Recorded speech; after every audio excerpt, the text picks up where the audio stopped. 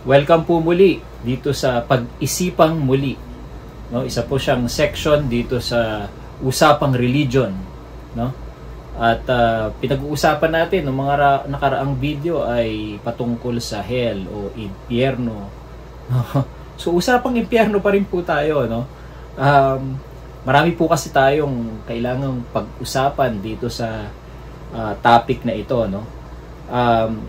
Now, last time pinag-usapan natin yung nature at yung character ni God vis-a-vis doon sa logic ng hell, no? Tinignan natin yung dynamic nung character ni God, no? At tinitignan natin kung yan ba ay consistent doon sa punishment ng hell, no? Na doctrine natin. Today, gusto naman nating tignan yung parang naging development ng thought nung doctrine ng hell. Alam nyo ba, kung kayo ay magbabasa ng church history, no? Yung unang 300 years bago si Constantine, napaka-diverse ng mga pananaw ng mga Kristiyano, no? Marami, kumbaga, rich yung theology, diverse yung theology nila, no? At isa nga yan sa mga kanilang nire-reflect, no? Now, merong tatlo o apat na pananaw na umiikot during that time, no? At least doon sa span nung 300 years na yon bago kay Constantine, yung mga nade-develop nilang mga pananaw o theological thoughts. So, yung una, syempre, meron na rin kaisipan doon yung ng eternal punishment, no? So, yun yung number one. Yun nga yung dinidiscuss natin. Yung punishment of the wicked or the damned, no? So, may eternal punishment. So, yun yung unang view. Pero may pangalawang view, no? Meron ding mga tao na during that time na ang paniniwala naman ay yung tinatawag na annihilation. So meaning to say that person will cease to exist, no? Hihinto yung kanyang existence. Ma-annihilate siya totally, no? Pero meron ding pananaw na hindi nga ito masyadong mainstream maging sa panahon natin. Mukhang hindi siya, although merong comeback ito sa ilang mga Christian circles. Kaya lang, maraming mga Kristiyano, especially the more fundamentalist leaning, tinitignan yan as heresy, yung tinatawag na universalism. Sa panahon natin, may mga ganyan, ano? Mukhang nire-recover nila yung mga universalist thoughts. So anyway, yung pangatlong pananaw dyan ay yung universal reconciliation. Okay, so yung una, yun nga, yung common na eternal punishment. Pangalawa, yung annihilation. At pangatlo, yung tinatawag na universal reconciliation.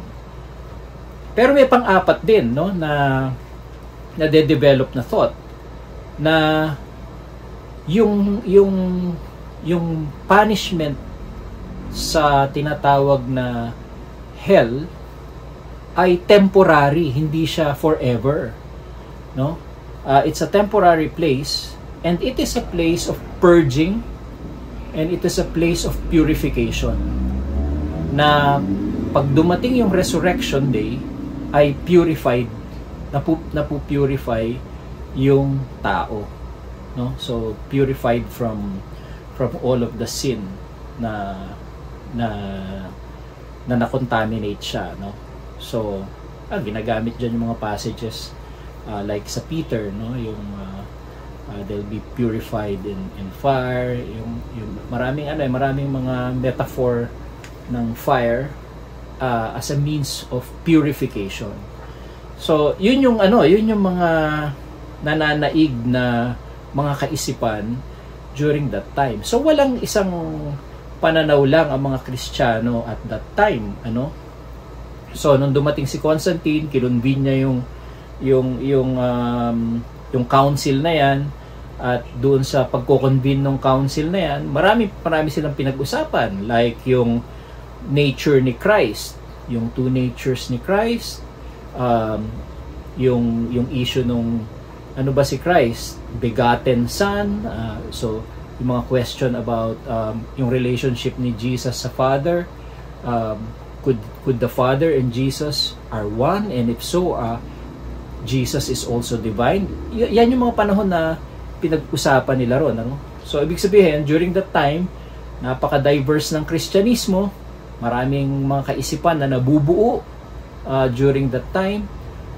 Pero syempre, nung dumating yung council, nag-develop na sila ng mga creeds, ng mga doctrines, at yung pinaka nanaig, yung nanalo na mga doktrina na paniniwalaan, yun yung tinatakan na orthodox belief, at kung saan ang dapat ang lahat ay, so may measuring stick sila. Ito yung measuring stick of you being an orthodox, that you are believing an orthodox belief. Otherwise, you're a heretic or heterodox, no? One of different belief. So kasi may na-define na. Pero before, hindi ka pwedeng sabihin heretic, no? Just because of dun sa pinaniniwalaan mo, no? Dahil wala pa namang parang na-define nun na measuring stick. So anyway, nung na-define yan, edi ayan na, pwede ka ng bansagang erehe, at nung sumulong yung mga panahon sa kasaysayan, dumantong na nga na pinapatay nila yung mga heretic, sinusunog, diba? Pinupugutan ng ulo, yung mga ganyan. But anyway, yung doctrine ng hell, marami dito sa mga biblical ideas na ito ay produkto ng mahabang panahon na nagde-develop yung thought na yan, na marami silang mga pinagkuhanang impluwensya din ng ideas and concepts niyan, ano? So nagdaan ng maraming doctrinal debates patungkol diyan, maraming statements din na nilalabas post-biblical times, at not until doon sa tinatawag na Athanasian Creed, that was end na ng 5th century yan, ano? Biruin mo, umabot ng 400 years. Yun yung nilakbay niya, 400 years na bago na describe yung mystery na tinatawag na natin, that we know now today as hell. Hell as a place of eternal punishment for sin, no? So doon pa lang, no, na define niya, no? Pero yung hell na yun, bagamat ang kaisipan nila it's a place of eternal punishment for sin, hindi pa siya yung hell na alam natin ngayon. Kasi yung hell na alam na natin ngayon, marami ng mga dagdag yan, no, over the years. Sinimulan niya ni Dante, no? Kung maalala niyo yung Dante, yung kanyang Dante's Inferno, meron siyang mga levels ng hell. So dinescribe niya yon sa book niya, no? And then nung lumaon sa modern times, ayan na, naglalabasan na yung mga nakakatakot na itsura ni Satanas, na may buntot, na may hawak na tinidor na malaki. Tapos nakakaisip na tayo ng mga gory details na kung paano pinaparusahan, ganyan, ano? At so ganyan, ano? So yung ating modern day notion or understanding ng hell, yung nakakatakot talagang, kasi nga pananahakot nga, di ba? It's gonna scare the hell out of you, right? So yung mga modern, so pag sinabi mong hell, meron ka agad na mental picture what it is. Kasi yan yung mga naituro, napapanood natin sa TV, pop culture. Marami ng mga samot-saring bagahe na naikwento na, at yan yung nakakarating sa atin. Pero during that time, tinitignan lang nila yan as an eternal punishment for sin. And yes, of course, there's always the presence of fire, punishment. And lumakad pa ang mahabang panahon na tinatawag na Fourth Lateran Council nung 1214. Ito, meron akong kodigo dito. At doon pa lang sinabi na that sinners will go to hell and will be punished with different kinds of punishment, no? So that's 1214. Ang haba ng nilakad mula doon sa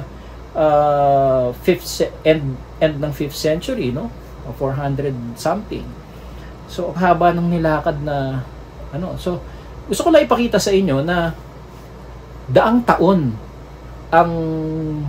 ang nilalakbay niya para nagde-develop yung ganitong kaisipan.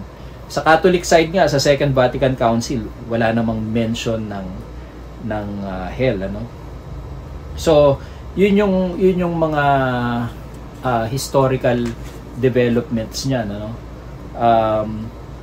so, totoo ba ang hell, no?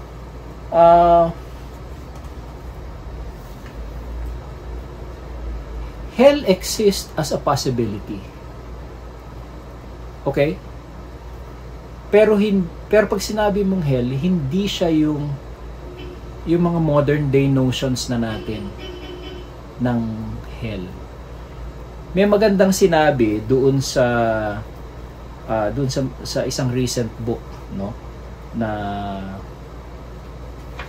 teka, hanapin ko yung doon sa catechism yan ng Catholic Church, no?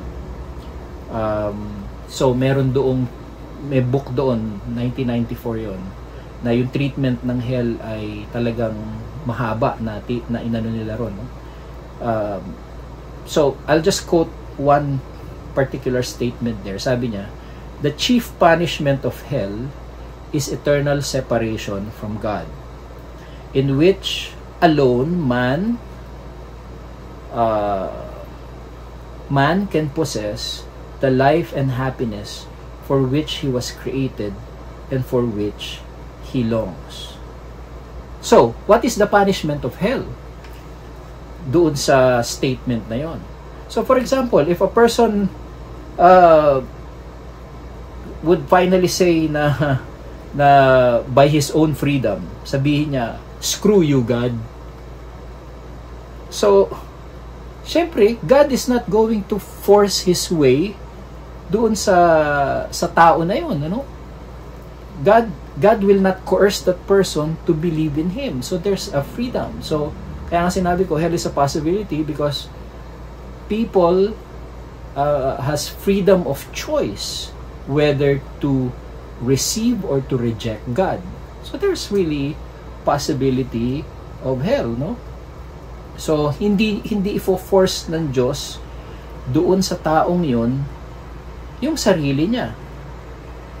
Otherwise, papasok yung notion na, sige, pag hindi mo ko tinanggap, eto, sa kumukulong impyerno ka. So, it's gonna tinker away with that person's choice, right? So, parang coercion yun kasi meron kang pang-coerce, right? Pero but God respects the freedom and He's not gonna force Himself that person. So, in that sense, hell can be a possibility. So, ano yung punishment ng hell? So, doon sa statement na yun, the punishment of hell is that the person, or at least the soul of the person,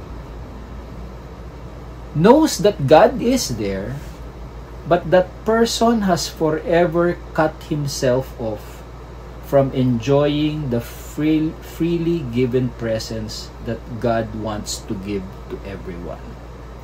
Okay? So, I think, kung hell is defined here as a separation from God, then if a person chooses to reject God at all, then hell could be that thought that he knows that God is there, but that he has chosen to be separated to God because of that choice. Andun yung lingering presence ni God.